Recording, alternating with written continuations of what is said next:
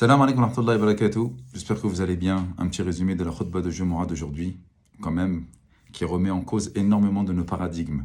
Parfois, on voit la chose d'une manière assez simpliste, alors qu'en fait, c'est beaucoup plus compliqué. La khutbah d'aujourd'hui, c'est pourquoi Allah subhanahu wa ta'ala nous éprouve-t-il? Pourquoi y a-t-il tant de calamités, de famines, de tristesse? Pourquoi parfois nous sommes touchés par les soucis et des maladies qui vont nous faire beaucoup de mal? Et là, on se dit, oh mon Dieu, normalement Allah subhanahu wa ta'ala, lui qui est tout miséricorde, bienveillance, gentillesse à l'égard de ses serviteurs et à l'égard de la création de manière générale, pourquoi sommes-nous en train de souffrir? Eh bien, alhamdulillah, il faut comprendre que Sa Majesté Allah subhanahu wa ta'ala a créé tout et son contraire pour pouvoir bi'idhnillah ta'ala évoluer dans cette vie d'ici-bas. Et parfois on comprend mal les choses. Et parfois on essaye de ne pas véritablement et précisément essayer d'éveiller notre conscience pour nous dire qu'Allah Jalla fi'ula est extrêmement juste. Parfois, pour comprendre le concept de la nuit, il nous faut également le jour. Et pour comprendre les bienfaits du jour, il nous faut avoir la nuit. Parfois, pour essayer de sentir qu'est-ce que la santé, eh bien, il faut connaître la maladie. Et lorsqu'on connaît la maladie, on reconnaît les bienfaits de la santé. Parfois également, lorsqu'on veut se mettre à la place d'un pauvre, il faut connaître un petit peu la pauvreté pour bien se rendre compte des bienfaits de la richesse. Et donc, tout cela, dans tout et son contraire, ça nous permet, bi'idhnillah ta'ala, justement d'évoluer dans cette vie, de se mettre à la place des autres et de pouvoir être reconnaissant des différents bienfaits que le Tout-Puissant, le Tout-Miséricordieux Allah subhanahu wa ta'ala nous a donnés. Comprenez bien, une chose très importante, c'est que lorsqu'on se plaint d'une chose, c'est qu'on a en fait établi de vouloir vivre de manière pérenne et absolue dans cette vie d'ici-bas. Comme si cette vie n'était plus un test, comme si cette vie n'était simplement qu'un amas de jouissance et qu'on était simplement dans une sorte de consumérisme absolu, d'hédonisme où l'on recherche simplement que le plaisir. Mais vous savez très bien qu'on est vite rattrapé par la dure réalité de la vie. Donc Allah subhanahu wa ta'ala nous le dit, qu'il a créé la vie et la mort, pourquoi? لِيَبْلُوَكُمْ أَيُّكُمْ أَحْسَنُ عَمَلًا. Pour pouvoir vous éprouver qui parmi vous fera les actes de meilleure qualité, les meilleurs des actes. Et donc on sait que cette vie-là, c'est une vie difficile. Et lorsque le croyant est touché par l'adversité, par l'épreuve, qu'est-ce qu'il dit? Allah Azza wa Jalla dit à son prophète, قُلْ لَنْ يُصِيبَنَا إِلَّا مَا كَتَبَ اللَّهُ لَنَا. Rien ne peut nous atteindre sauf ce qu'Allah subhanahu wa ta'ala nous a décrété. Huwa Mawlana, c'est lui notre maître et notre protecteur. Et en Allah seul et exclusivement, les croyants s'en remettent. Allah seul et exclusivement, c'est très important l'exclusivité, les croyants s'en remettent. Et vous savez que lorsqu'on a oublié en fait ce paradigme, lorsqu'on a oublié de voir la vie à travers ce prisme, lorsqu'on a oublié, subhanallah, que justement l'idéologie première, c'est que cette vie est une vie de lutte et de difficulté, eh bien, on doit se poser des questions. Ensuite, nous avions évoqué le cas des compagnons, le cas des salaf as-salih. Ils se posaient la question lorsqu'ils voyaient une personne de 2-3 mois, n'ayant pas d'épreuve. Et là, qu'est-ce qu'il lui disait? Jaddid imanik, renouvelle ta foi. Pourquoi renouvelle ta foi? Ça fait 3-4 mois qu'on est en train de te voir, 2-3 mois qu'on est en train de te voir, et tu n'as pas été touché ni par l'adversité, ni par la maladie, ni par l'épreuve. Qu'est-ce qui se passe? Alors que l'on sait que, subhanallah, Allah Jalla fi'ula aime éprouver ses serviteurs vertueux, aime éprouver ses serviteurs croyants. Et lorsqu'on en voit, subhanallah, le paradigme de notre époque, on se dit, mais lorsque je ne suis pas touché par l'épreuve, lorsque tout va bien, lorsque matériellement parlant, je suis bien établi, eh bien, qu'est-ce qui se passe? Alhamdulillah, Allah Azza wa Jalla est satisfait de moi. Non, c'est une très mauvaise manière de penser. Ou que parfois, lorsqu'on voit une personne qui est touchée par l'adversité ou par l'épreuve, on se dit au fond de nous-mêmes, avec un mauvais soupçon, elle a dû faire quelque chose de gravissime vis-à-vis d'Allah subhanahu wa ta'ala lui. C'est pour ça qu'Allah Azza wa Jalla est en train de l'éprouver. Non, tout cela est une mauvaise manière de penser. Non, non et encore une fois non. Si Allah subhanahu wa ta'ala éprouve ses serviteurs vertueux, c'est justement pour les élever en degré en paradis et pour faire en sorte justement que leurs péchés puissent diminuer pour pouvoir justement rencontrer Allah subhanahu wa ta'ala blanc de toute faute et blanc de tout péché. Et donc, lorsqu'on regarde que la meilleure des créatures, en la prophète du prophète, en la personne, pardonnez-moi, du prophète, alayhi salatu wassalam, lui qui a eu, subhanallah, différentes épreuves, lui qu'on a calomnié, qu'on a raillé, qu'on a moqué, qu'on a combattu, qu'on a frappé, eh bien, qui a perdu ses enfants, tous pratiquement sauf une, lui qui a perdu ses êtres chers, lui qui a perdu énormément de personnes qui étaient proches de lui et qui le soutenaient, lui qui a goûté à la famine, lui qui a goûté à la pauvreté. Et donc si on réfléchissait avec cette manière de faire, on se dirait, ah ben le prophète, alayhi salam, il avait des choses à se reprocher. Non, plus nous sommes touchés par l'épreuve et plus nous avançons vers la patience. Et donc lorsqu'Allah subhanahu wa ta'ala vous éprouve par une maladie, par la perte d'être cher ou quoi que ce soit, eh bien sachez qu'il veut simplement vous aimer pour que vous puissiez avoir le bon rappel de sa personne.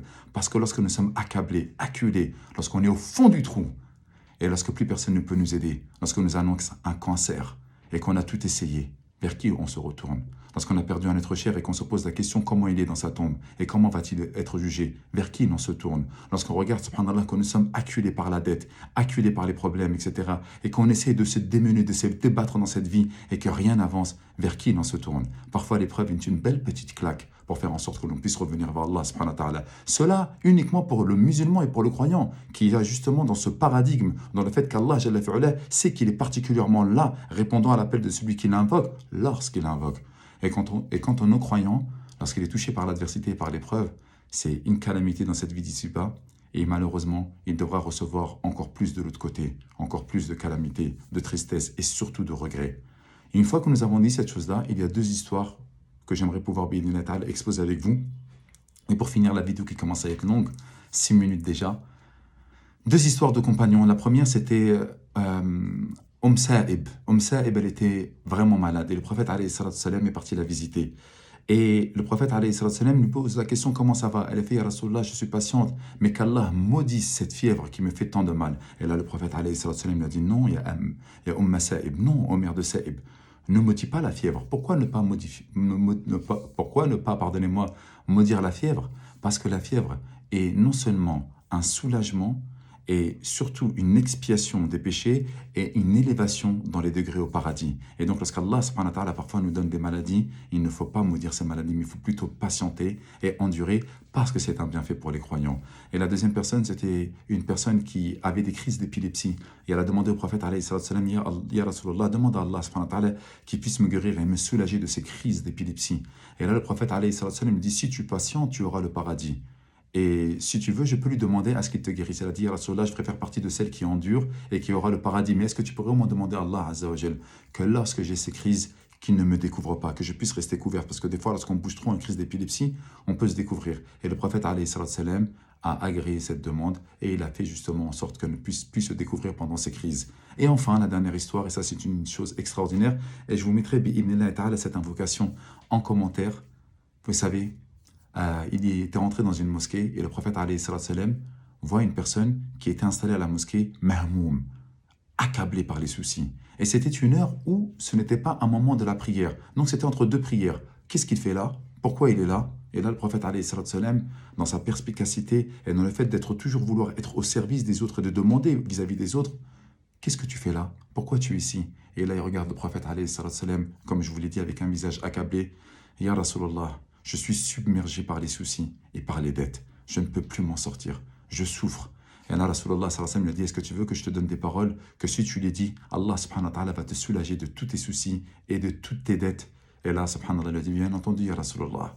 Et justement, il lui a donné une invocation qui lui ont permis, bi'idhnillah ta'ala, justement, et il le raconte après, tous mes soucis ont disparu et toutes mes dettes ont été remboursées. Allahu Akbar. Ah, c'est des paroles qui sont extraordinaires. Bien entendu, lorsqu'on ne se met pas dans la galère, et même si l'on s'est mis dans cette galère, il faut faire en sorte de ne pas, justement, tomber dans tout ce qui est illicite. Voilà en résumé, subhanallah, le rappel et la khutbah d'aujourd'hui.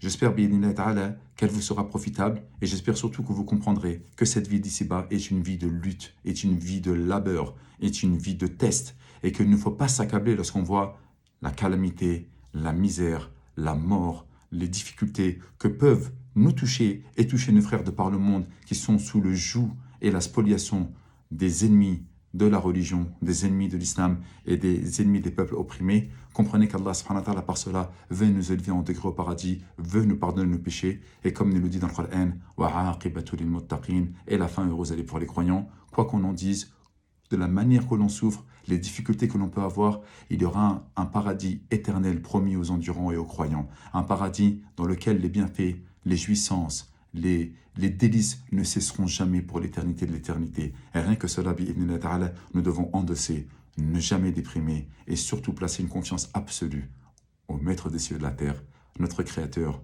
le bienveillant, le tout miséricordieux, le très miséricordieux, Allah subhanahu wa ta'ala. Hada wallahu a'lam.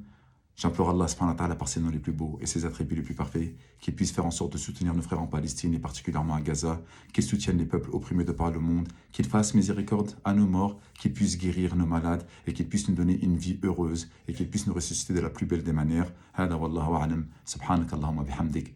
Ashhadu an la ilaha illa ant. Astaghfiruka wa atubu ilayk. Wassalamu alaykum wa rahmatullahi wa barakatuh.